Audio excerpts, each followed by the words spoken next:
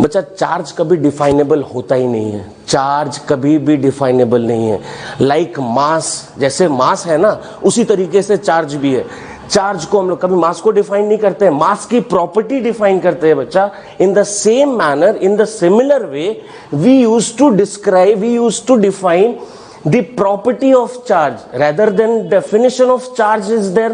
Charge का कोई definition नहीं होता है बच्चा, वो हम लोग जो पढ़ रहे हैं ना वो हम लोग प्रॉपर्टी ऑफ चार्ज को इलैबोरेट कर रहे हैं। सिमिलर मैनर में जिस तरीके से मास को डिफाइन नहीं कर सकते ना, मास की प्रॉपर्टी को हम लोग पढ़ते हैं, मास की प्रॉपर्टी डिफाइनेबल है। इन the same way, in the similar manner charge के साथ भी सेम चीज एप्लीकेबल है। चार्ज में भी चार्ज की प्रॉपर्टी डिफाइनेबल है। हम लोग जो भी पढ़ते हैं ना वो चार्ज की प्रॉपर्टी को actually we are going to define as like mass, ठीक है।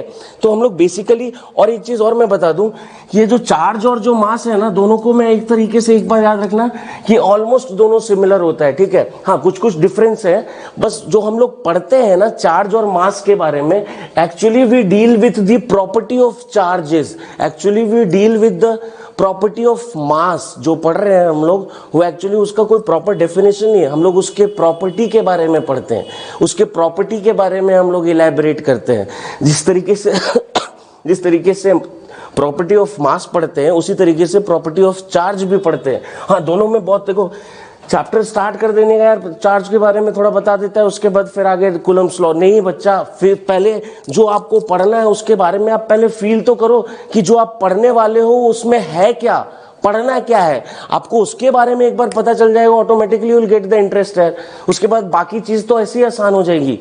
यहीं तो बच्चे मार खाते हैं यार, यहीं पे टीचर्स यहाँ पे लैग करता है। बच्चे को जो पढ़ाना है आप पहले उसके बारे में उसको बताओ तो सही कि आखिर ये है क्या, कहाँ से आया। और वो चीज अगर बच्चा समझ गया, उस कॉन्सेप्ट को विजुअलाइज कर लिया, फिर आगे तो वो सब कुछ रोलर कोस्टर राइड है यार, क्योंकि ऑटोमेटिकली उसको इंटरेस्ट आ जाएगा उस चीज में।